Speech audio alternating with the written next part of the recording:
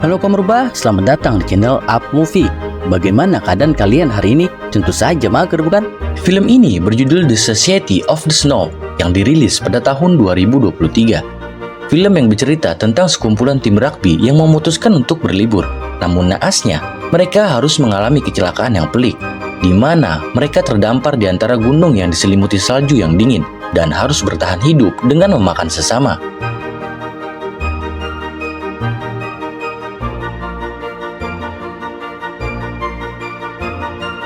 Tanpa berlama-lama, langsung saja siapkan sebatang rokok surya, kacang lupa kulit, dan kopi hitam nggak pakai gula. Dan ini adalah alur ceritanya.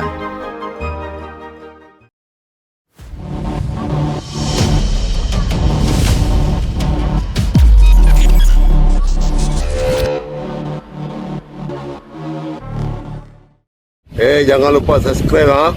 Ingat ha, subscribe ha.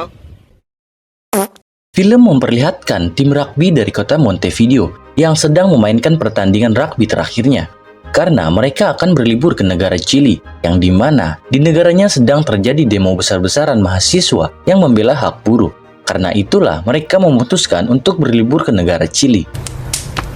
Iniciando este fin de semana largo de 4 días con previsión de sol y clima templado. Untuk menghemat biaya, mereka pun menyewa pesawat milik Angkatan Udara. Pesawat itu diisi oleh 45 orang, terdiri dari tim rugby itu sendiri dan staf pelatih, beserta beberapa keluarga dari mereka. Dos, sonreí, Javier. Tres. Dalam perjalanan dari kota Montevideo menuju Santiago, Chili, mereka harus melewati pegunungan Andes. Di dalam pesawat, mereka terlihat sangat bahagia. Saat memasuki pegunungan Andes, pesawat mereka mengalami turbulensi. Mereka masih terlihat tenang dan menganggap itu hal yang biasa. Tetapi, selang beberapa saat kemudian, pesawat mereka kembali mengalami guncangan yang cukup kuat. Dan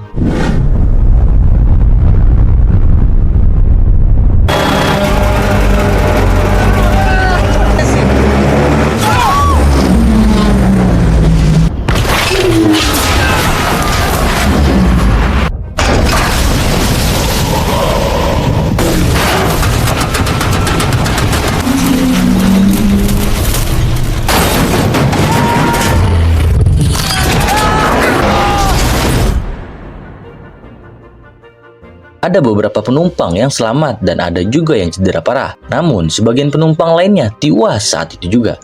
Dalam keadaan panik, mereka yang selamat berusaha menolong rekan-rekannya yang lain. 1, 2, 3. Pada saat itu, penumpang yang selamat mencoba meminta tolong pada pilot untuk menghubungi tim penyelamat. Sayangnya, sang pilot dalam keadaan sekarat dan ia hanya bisa berdoa untuk keselamatan mereka semua. Malam harinya mereka diterjang cuaca yang sangat dingin. Mereka berteriak dan masih tidak percaya dengan apa yang telah mereka alami.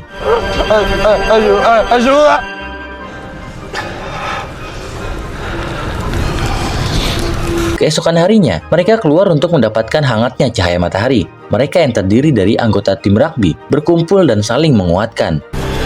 Gastón salió volando cuando se partió la cola. Marcelo yang merupakan seorang kapten menginstruksikan para rekan-rekannya untuk mengeluarkan kursi dan juga mayat keluarganya untuk membuat ruang bagi mereka yang selamat. Mereka juga mengeluarkan koper dan memeriksa makanan yang ada di dalamnya, lalu mengumpulkannya.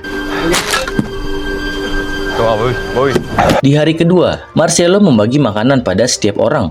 Mereka hanya mendapatkan sepotong biskuit asin untuk menghemat perbekalan mereka. A ver, otra tanda. Hay que hacerla durar.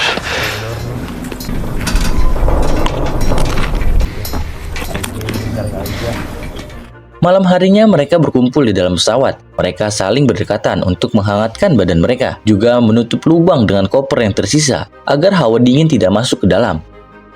Marcelo lalu memberikan semangat pada teman-temannya. Dia yakin pencarian mereka sudah mulai dilakukan oleh tim SAR. Di hari ketiga, salah seorang dari mereka yang bernama Nando tersadar dari pingsannya. Nando menanyakan apa yang telah terjadi dengan pesawat mereka. Teman-temannya pun menjelaskan kalau pesawat mereka mengalami kecelakaan dan mereka telah terperangkap di sana selama 3 hari. Lalu Nando menanyakan di mana ibu dan adik perempuannya. Marcelo mengatakan kalau adik Nando yang bernama Susi berhasil selamat, namun keadaannya tidak sadarkan diri. Lalu sang ibu telah tewas saat kecelakaan. Sementara itu, Vito memanfaatkan sinar matahari untuk membuat air minum dari bongkahan salju. Lalu anggota lainnya membuat tanda X di tengah salju agar tim SAR dapat dengan mudah menemukan keberadaan mereka. Siangnya, terlihat sebuah pesawat melintas di atasnya, dan mereka berusaha memberikan sinyal ke pesawat tersebut.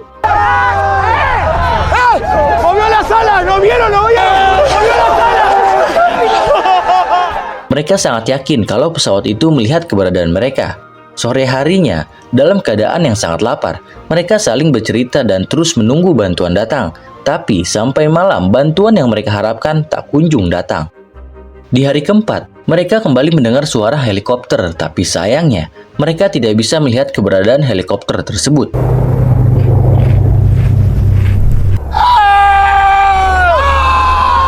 Kini makanan mereka hanya tinggal sedikit, dan mereka terancam kelaparan jika tim SAR tidak berhasil menemukan mereka.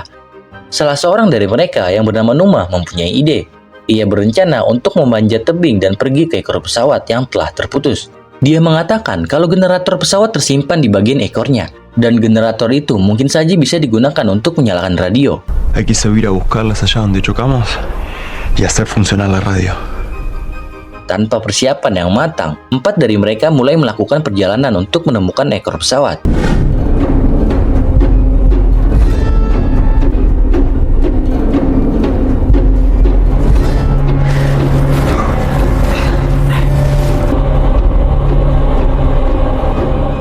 Setelah jauh berjalan, mereka pun beristirahat sejenak. Di saat itulah mereka baru tersadar bahwa pesawat mereka memang tidak terlihat dari atas. Mungkin karena itulah, tim SAR masih belum bisa menemukan mereka.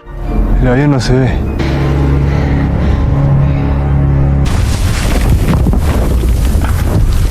Di saat yang bersamaan, muncul suara gemuruh. Mereka takut akan terjadi longsor yang membuat mereka terpaksa kembali ke bangkai pesawat. Pada hari ke-6, mereka benar-benar kehabisan makanan. Dan mereka mulai memakan apa saja yang bisa mereka makan.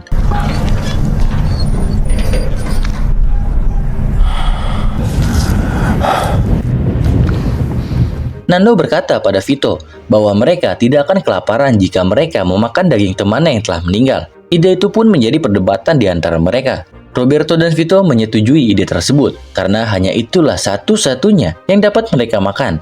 Sementara Marcelo dan Numa menentang mereka. Mayat-mayat itu adalah teman mereka sendiri dan tidak mungkin untuk mereka memakannya.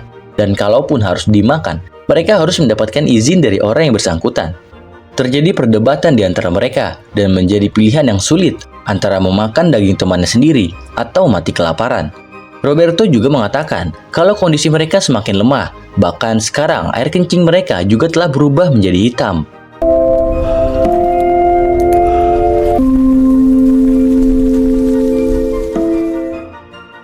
Keesokan harinya, sebagian dari mereka mulai memakan apapun yang mereka lihat. Sepatu dan rokok bagaikan ayam geprek. Susi yang merupakan adik Nando sudah tidak sanggup lagi bertahan dan akhirnya harus tiwas. Nando lalu menguburkan adiknya di bawah salju dan sekarang hanya tersisa 27 orang yang masih bertahan. Pada hari ke-9, badai salju menghampiri mereka dan mereka hanya bisa menunggu di dalam bangkai pesawat. Vito berkata, jika ia tiwas, maka ia akan merelakan tubuhnya untuk dimakan oleh teman-temannya, dan beberapa yang lainnya juga mengatakan hal yang serupa. Selang beberapa saat, mereka keluar dan memakan daging temannya. Akan tetapi, Marcelo dan beberapa yang lainnya masih tidak ingin untuk melakukannya. Keesokan harinya, mereka kembali mengambil beberapa potong daging. Vito dan 2 rekan lainnya memotong daging di tempat yang tak terlihat, agar mereka yang memakannya tidak berpikir sedang memakan daging manusia. Di siang harinya, mereka menemukan koper dan langsung memeriksanya. Di sana, mereka menemukan sebuah radio kecil yang telah basah dan berusaha untuk memperbaikinya. Mereka yang sudah mulai membaik setelah memakan daging, berusaha menemukan sinyal radio. Sedangkan Marcelo dan Numa yang masih kelaparan, hanya duduk lemas di dalam pesawat. Dan di saat yang bersamaan, mereka mendengar teriakan amarah dari luar. Acaba de finalizar la búsqueda del avión uruguayo siniestrado en los Andes con un grupo de rescatistas del Old Christian. Ternyata radio tersebut masih berfungsi, akan tetapi mereka mendengar pesan bahwa pencarian pesawat dari Uruguay mulai dihentikan dan akan dilanjutkan di awal tahun depan jika salju sudah mulai mencair. Hal itu membuat mereka frustasi, termasuk Marcelo. Ia yang selalu optimis kini mulai pasrah dan meminta anggota lainnya untuk mulai makan daging temannya. Tapi Numa hanya diam dan tetap teguh dengan pendiriannya. Numa yang masih penasaran dengan ekor pesawat tersebut, ia mulai mendaki bersama dengan 2 orang lainnya.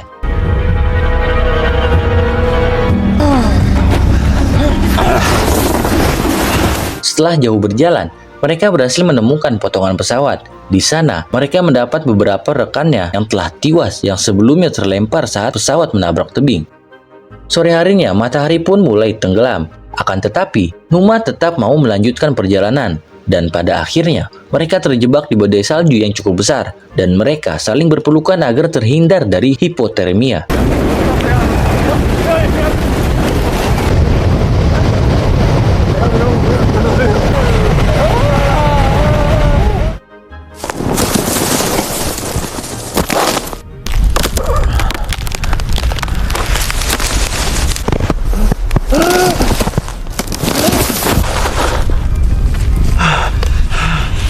Paginya, mereka semua berhasil selamat dan telah sampai ke bangkai pesawat. Di dalam bangkai pesawat, Nando mengatakan ia akan mengitari gunung. Ia yakin bahwa negara Chili berada di balik bukit tersebut. Dan untuk melakukan perjalanan, mereka harus makan karena perjalanan sangatlah jauh. Numa yang selama ini tidak mau makan, ia pun menyerah dan langsung memakan daging tersebut.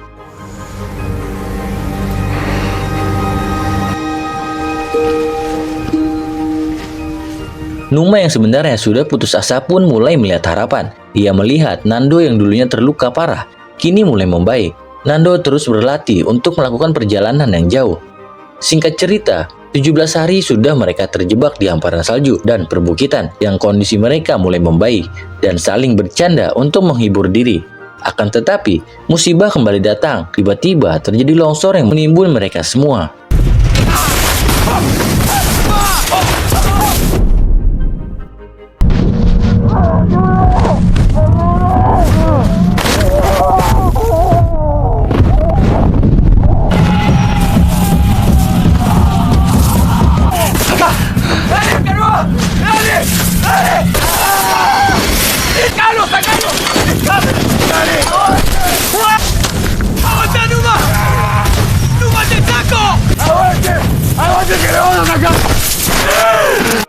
Sebagian yang bisa keluar dari tumpukan salju pun langsung menolong rekan-rekannya. Yang masih tertimbun, beberapa orang berhasil dikeluarkan. Akan tetapi, sebagian dari mereka tewas.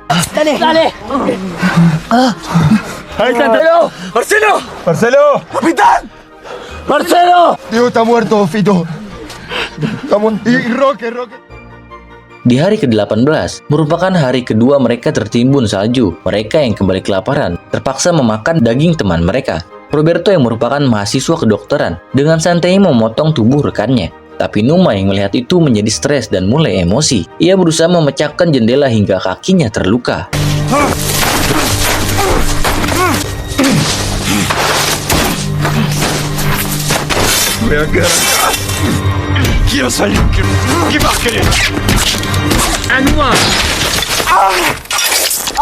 Numa! 2 hari kemudian, Numa kembali mencoba membuka jendela dan ternyata di luar cuaca sudah mulai cerah. Satu persatu dari mereka keluar dan terlihat senang, seakan-akan telah menemukan hidupnya kembali. Dan mereka pun mulai menyingkirkan salju yang menutupi pesawat. Luka Numa yang semakin hari semakin parah membuat tubuhnya semakin lemah. Alvaro yang terluka menasihati Numa agar ia menghemat energinya karena mereka juga harus bertahan hidup. Sementara itu, Nando yang sudah kesal mengajak teman-temannya untuk mencari jalan pulang. Semua orang menolaknya karena salju masih terlalu tebal untuk didaki. Teman-temannya pun kembali masuk ke dalam pesawat. Sementara di luar, terlihat Nando yang masih memaksa Roberto untuk melanjutkan perjalanan. Namun Roberto tetap menolaknya. Pada hari ke-34, cuaca mulai memanas dan salju mulai mencair. Namun pada saat itu, kondisi Alvaro semakin memburuk dan ia semakin melemah.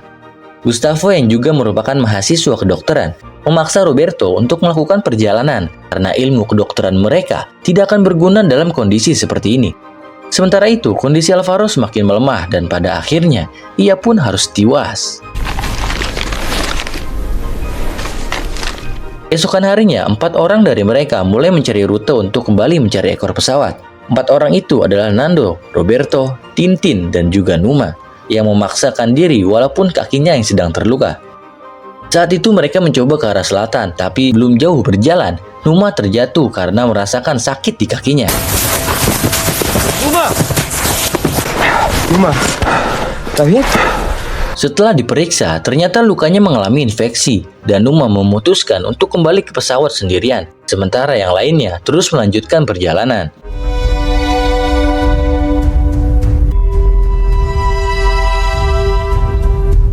Sesampainya di pesawat, kondisi Numa semakin lemah dan ia juga mengalami demam tinggi. Di saat yang bersamaan, salah seorang rekan mereka yang sekarat akhirnya harus tiwas menyusul yang lainnya. Keesokan paginya, Nando dan teman-temannya berhasil kembali ke pesawat. Mereka membawa kabar bahagia dengan mengatakan telah berhasil menemukan ekor pesawat. Rupanya ekor pesawat itu terlempar jauh ke arah berlawanan, dan di sana mereka juga menemukan persediaan makanan dan rokok. Cigarrillos. Di sana mereka juga menemukan generator yang mereka cari. Karena generator itu terlalu berat, mereka memutuskan untuk kembali dan membawa radio ke ekor pesawat. Siang harinya mereka kembali ke ekor pesawat bersama Roy yang merupakan ahlinya. Generator itu ternyata masih berfungsi dan bisa menyalakan sebuah lampu. Roy lalu menghubungkannya dengan radio yang mereka bawa. Radio itu berhasil menyala, namun mereka tidak dapat menemukan sinyal. ¡Hola!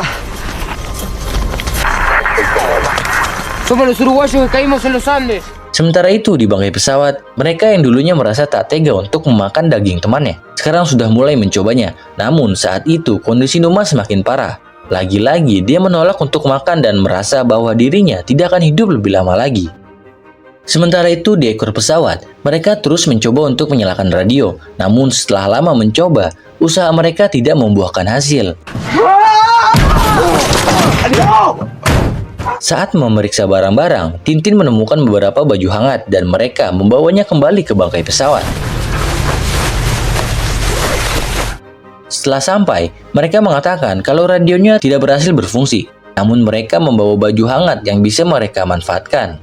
Keesokan harinya, mereka mendengar radio bahwa pencarian pesawat dari Uruguay akan kembali dilakukan.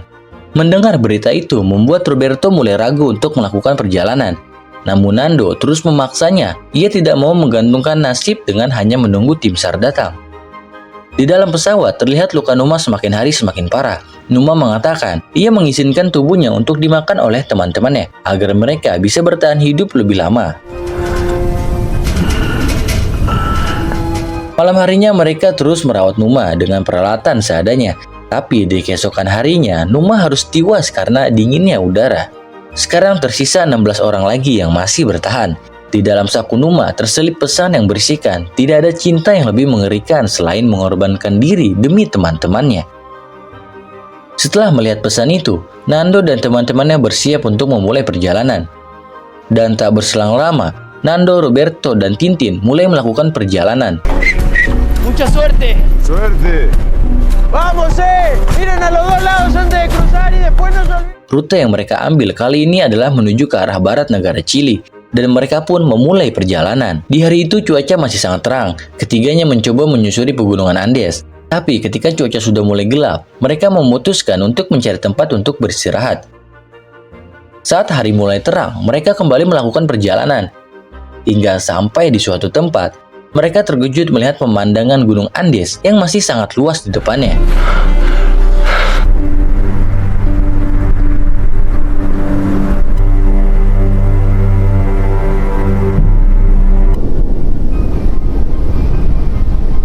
Di sini mereka mulai putus asa antara meneruskan perjalanan atau kembali. Tapi Nando berpikir lebih baik mati setelah berusaha daripada mati sia-sia tanpa melakukan apapun. Nando mendesak Roberto agar melanjutkan perjalanan bersamanya, karena di perjalanan akan membutuhkan waktu yang sangat panjang. Tintin pun mengorbankan bekalnya untuk diserahkan kepada Roberto dan Nando, dan Tintin akan kembali ke bangkai pesawat. Selama berhari-hari, Nando dan Roberto terus berjalan didukung dengan cuaca yang sangat cerah. Perjalanan mereka berjalan dengan lancar hingga pada akhirnya mereka sampai di sebuah lembah. Mereka pun terus menuruni lembah itu hingga sampai di Gunung Batu, yang artinya tinggal sedikit lagi mereka akan menemukan rumah penduduk. Keduanya lalu beristirahat sambil memperbaiki sepatu Nando yang telah rusak. Keesokan harinya, mereka menemukan sebuah sungai dan langsung minum di sana. Roberto. Nando. Dan di saat yang bersamaan, mereka melihat seorang warga lokal yang langsung meminta tolong sambil menyebutkan identitasnya. Warga itu langsung menolong mereka dan membawanya ke rumahnya. Warga itu langsung melapor kepada tim SAR Chili. Saat itu, Nando dan Roberto sedang menikmati makanan, dan ini adalah makanan terenak yang pernah mereka rasakan. Tak lama kemudian, datang rombongan media yang ingin meliput keberhasilan mereka.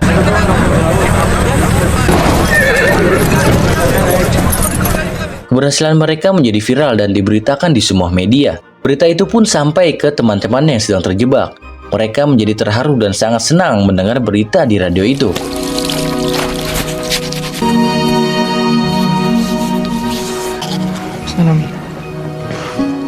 Mereka langsung berkemas dan menunggu dijemput tim SAR. Dan juga mereka membawa potongan pesawat untuk menjadi kenang-kenangannya dan mengubur sisa daging temannya.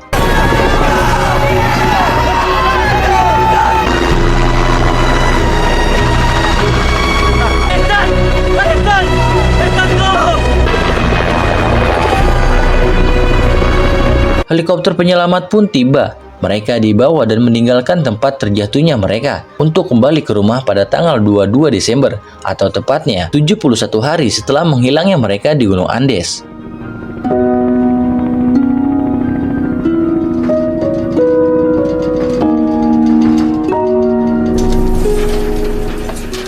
Akhirnya, mereka berhasil diselamatkan dan dibawa ke negara Chili. Mereka sudah ditunggu oleh pihak keluarga yang sebelumnya sudah mendapatkan info dari tim kepolisian. Sebelum dipulangkan ke rumah masing-masing, mereka dibawa ke rumah sakit untuk mendapatkan perawatan. Orang-orang tak percaya bahwa mereka bisa kembali dengan selamat. Mereka juga tidak akan melupakan jasa teman-teman yang telah tewas, yang telah mengorbankan diri agar mereka bisa bertahan hidup, dan film pun selesai.